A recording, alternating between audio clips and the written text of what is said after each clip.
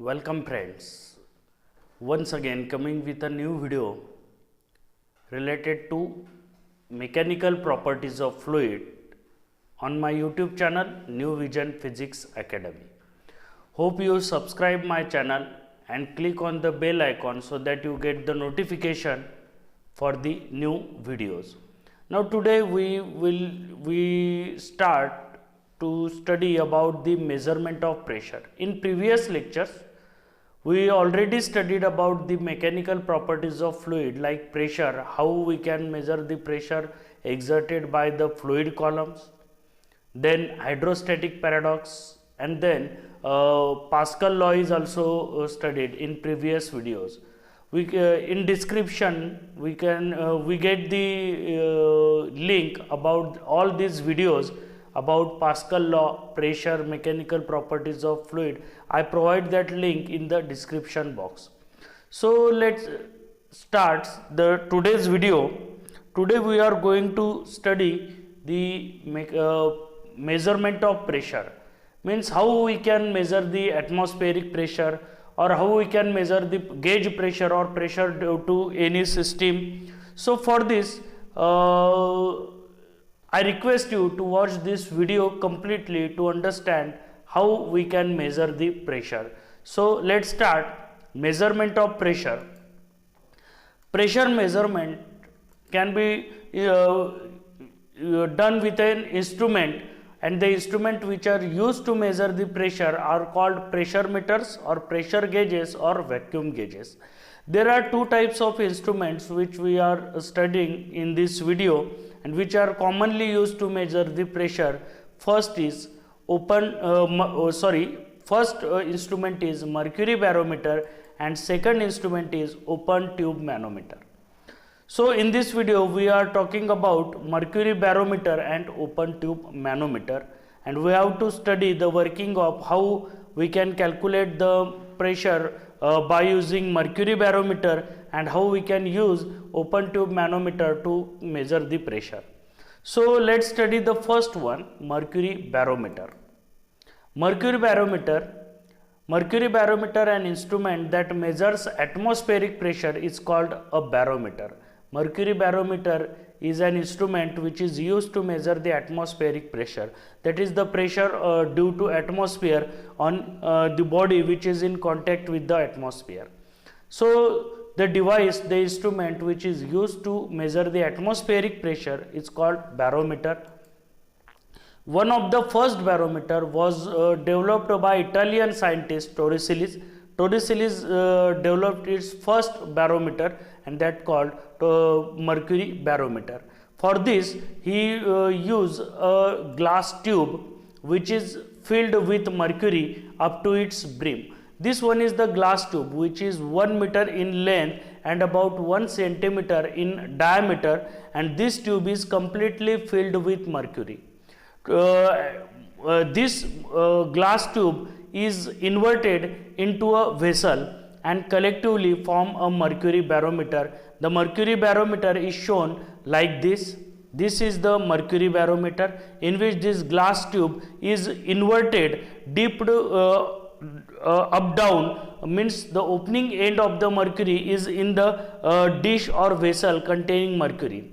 So if the open end is here, some mercury from this tube spills out in this mercury, and due to the spilling of mercury, due to the spills out of mercury from this tube, mercury level inside the tube is lowered. So it means that above point A there is no any mercury is there. So here some mercury vapors are there, and in barometer this pressure due to this mercury vapor is assumed as 0.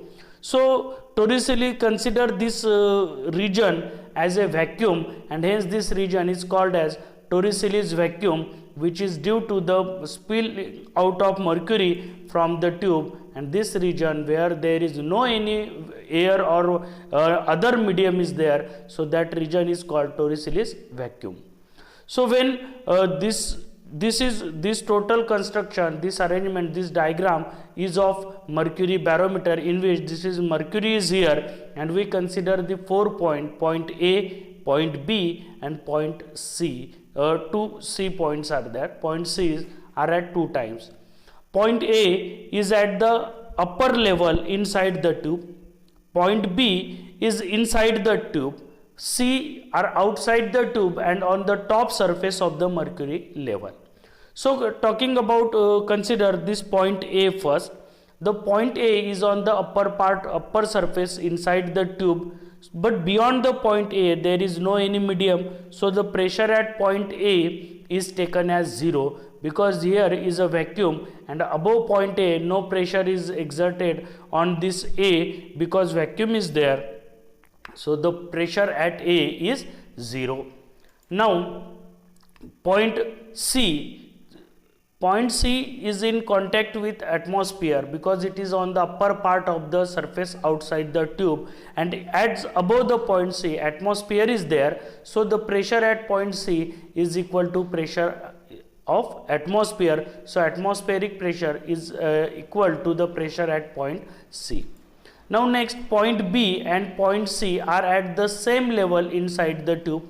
So according to Pascal law, according to fluid mechanics, the pressure at point B is equal to pressure at point C, and pressure at point C is equal to pressure at atmospheric pressure. So pressure at point B is equal to pressure at point C, and that is equal to atmospheric pressure. Now suppose the point B is at depth h from point A inside the tube. And the tube contains the liquid, that is mercury, having density rho. So rho is the density of mercury, and point B is at depth h inside the tube. So the height or depth of point B from A is h, and hence we know the formula for pressure due to liquid column is h rho g. So pressure at point B is equal to h rho g plus Pa. Pa means atmospheric pressure. PA means pressure at point A. So pressure on point B is the addition of two pressure due to point A and pressure due to height h. So Pa plus h rho g. So we know Pa is equal to 0 and PC is equal to PATM, that is atmospheric pressure. PB is equal to atmospheric pressure and Pa is equal to 0. So from this we can write here, if we substitute these two values, we get PATM, P atmospheric pressure, is equal to h rho g. Means if we have to calculate the atmospheric pressure, then the PA, this pressure at point A is 0, means remaining is h rho g. So atmospheric pressure is depend upon this h rho g. Means atmospheric pressure by using mercury column is totally depend upon this height of the mercury inside the tube. As this h varies, the atmospheric pressure is also vary. So we can say that, so from this we can say that the atmospheric pressure is expressed as the length, that is depth from point A of mercury column in a mercury barometer. That is atmospheric pressure is expressed in terms of height h, and due to this, that PATM atmospheric pressure, standard atmospheric pressure, the constant atmospheric pressure, for constant atmospheric pressure this h is taken as 76 centimeter of mercury, and in mm it is 760 mm of mercury. So why it is taken as 76 centimeter or 760 mm? So for this, let us calculate the atmospheric pressure at this height. So we know atmospheric pressure is h rho g. So put h is 76 centimeter, convert it into SI system, that is 76 into 10 raised to minus 2. Okay, then rho is the density of mercury. We know density of mercury is 13,600 kg per meter cube, and g is the acceleration due to gravity, which is 9.8 meter per second square. If we calculate it, we get 1.013 into 10 raised to 5 Newton per meter square or Pascal. So this is the standard atmospheric pressure, which is calculated at the height of 76 centimeter. So for the standard atmospheric pressure, this height must be taken as 76 centimeter of mercury. So this is the one unit which is used to measure the pressure. Like Newton per meter square Pascal, we can use the centimeter of Hg or mm of Hg. We know the blood pressure is measured in this unit. So the atmospheric pressure is depend on H. So if we place this mercury barometer in a place where the atmospheric pressure is changed, then we can observe the height of inside the tube is also changed, means the atmospheric pressure is depend upon this H. And the another unit for atmospheric pressure or pressure measurement is torr, and 1 torr is equal to 1 mm of Hg. This torr is obtained from torricellis, because we see earlier the first barometer is developed by torricellis. So 1 torr is equal to 1 mm of Hg. So this is all about mercury barometer. So one important thing is that the pressure, atmospheric pressure, is measured by using mercury barometer, and the atmospheric pressure is depend upon the height of mercury inside the tube in the mercury barometer. The second instrument used to measure the pressure is open tube manometer.